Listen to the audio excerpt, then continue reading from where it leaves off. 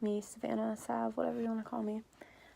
This is my first video. I'm excited to be doing something like this, and I have a lot of interesting stories, so if you would like to see them, please let me know.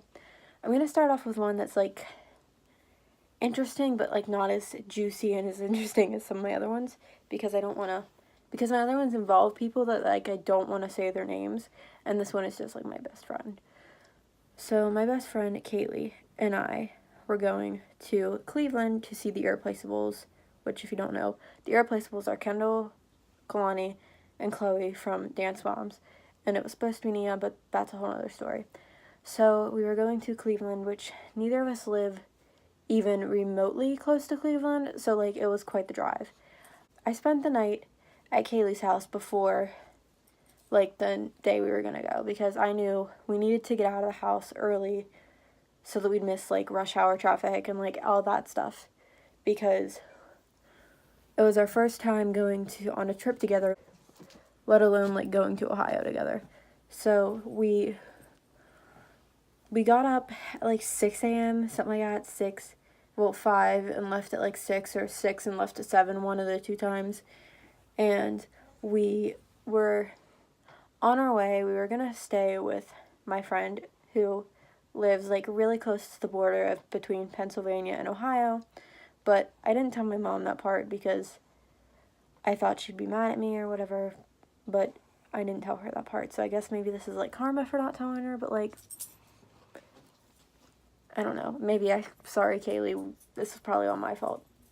But anyways, so we got to where my friend lives, and we met her for lunch, and lunch went great. Like, we had an amazing time, and we went, and then we got to, like, Cleveland. The show was wonderful. Like, they all did an amazing job dancing. They were really sweet when we met them, and then by the time we were done meeting them and everything, it was like 10 or 11 p.m., which, I don't know if anyone drives, but driving in the dark is, like, the scariest thing.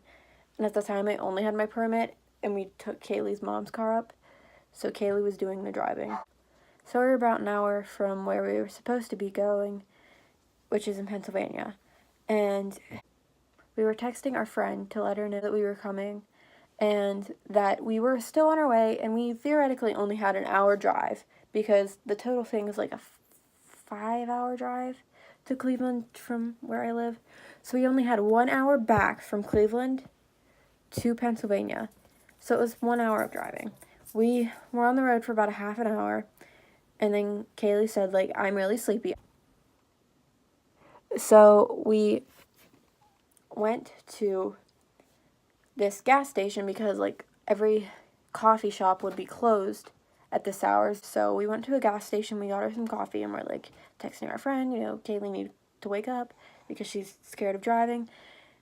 And it got to the point where we were, like, literally sitting in a Walmart parking lot, and we were, like, calling Kaylee's mom, asking her what to do, calling my dad, asking him what to do, like, texting our friend, like, asking her what to do, calling everybody, just asking them what to do. Kaylee's mom said to just park in, like, a shopping center, leave the motor run, and just fall asleep with the motor on. We tried that, but, like, the car has an automatic shut-off, so if it's, like, not in use, it'll shut off automatically, and it got really cold really fast, so that didn't work. And then my dad suggested going to, like, nearby hotels or motels, because with most hotels, you have to be 21 or over to book a room, and neither of us were 21, and we were just barely over. I was 18, she was 19 at the time. So we decided, okay, we'll try my dad's idea. Well, every hotel we were at, they didn't let us in. They didn't let us get a room. And then we found this motel, this really cruddy motel. And we got a room there because you only have to be 18 to get a motel. And let me just tell you, like, this is the most disgusting place I've ever seen in my life. We have no idea where we are. Like, if you ask me what town or, like, city I was in, I couldn't tell you. We're in this random motel, and there's somebody else's razor in the shower. Mind you, we just checked into this room, so, like, it was neither mine or my friend's. The toilet was broken, and I guess, like, so much waste created on it, corroded on it that it turned brown and black and it would not flush. And, like, the sink did not work, like, barely. Like, we had to use bottled water to brush our teeth. And the shower was really small, which, I mean, I don't mind the shower being really small. But, like, and we asked for a non-smoking room, like, smoke-free. Neither of us smoke. So we asked for a room that was smoke-free. As soon as you opened the door, it smelled like smoke. And when you, like, took the comforter off the bed, there were cigarette burns. Like, if you, like, you know how if you rub, like, a cigarette butt and, like, the ash comes out and it makes, like, a black mark? There were cigarette burns like that. And we specifically asked for, like, non-smoking, whatever. And it was weird because, like, all the reviews I was reading online before we got there were, like, pretty good. Like, the only, like, bad thing that was written is, like, the room service was crappy, which we weren't ordering room service because we only needed a place to sleep because it was, like, 2 in the morning at this point. So, like, to us, that didn't matter because we weren't going to order room service anyways. We bring pillows and blankets with us anywhere. Like, if we're going on a road trip or wherever, we take pillows and blankets. Heck, we could be going over to each other's house, and we usually have pillows and blankets. But we had pillows and blankets, and we took Kaylee's mom's car, which her mom's recently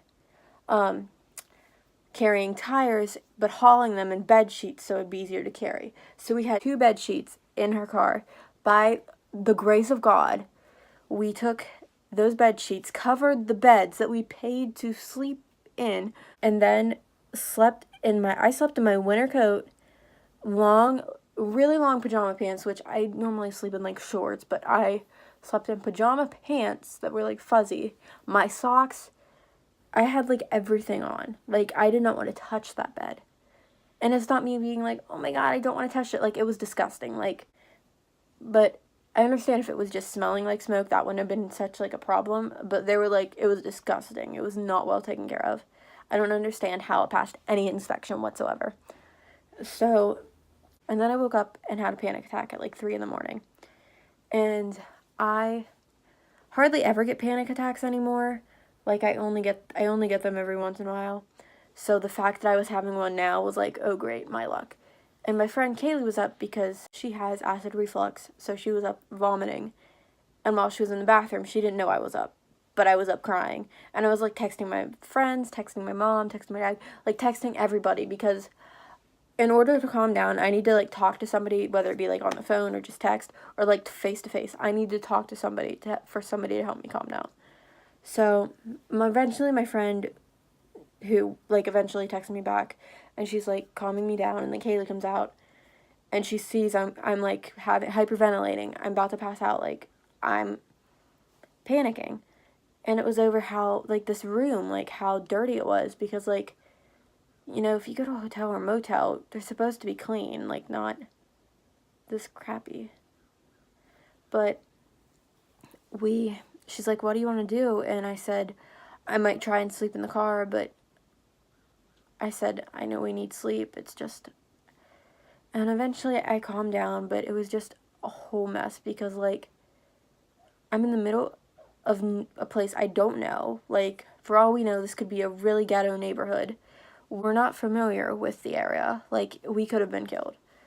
But we both eventually fell asleep. We got maybe, like, 5 to 6 hours of sleep. Not a lot, but better than nothing, I guess. And then we went to a nearby gas station and got donuts for breakfast, and then we went back to, like, Pennsylvania to see our friend and say goodbye before we, like, had to go home.